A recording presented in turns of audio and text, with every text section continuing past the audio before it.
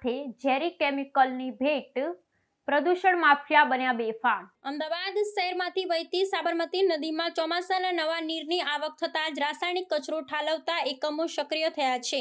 નદીમાં પાણીના પ્રવાહની આડમાં શુદ્ધિકરણ કર્યા વિના ઝેરી રાસાયણિક પાણી છોડવામાં આવી રહ્યું છે, જેના કારણે નદીના પ્રદૂષણનું સ્તર ભયજનક રીતે વધી રહ્યું છે। આ ગેરકાયદેસર પ્રવૃત્તિને કારણે પર્યાવરણ અને નાગરિકોના સ્વાસ્થ્ય સામે ગંભીર ખતરો ઊભો થયો છે। ઔદ્યોગિક એકમો દ્વારા ખાસ કરી રાત્રિના સમયે નદીમાં સીધું જ રાસાયણિક પાણી છોડવામાં આવી રહ્યું હોવાની ફરિયાદો ઉઠી છે। અહેવાલો મુજબ શહેરના 8 જેટલા મુખ્ય નિકાલ કેન્દ્રો પરથી આ પ્રદૂષિત પાણી નદીમાં ઠાલવવામાં આવી રહ્યું છે।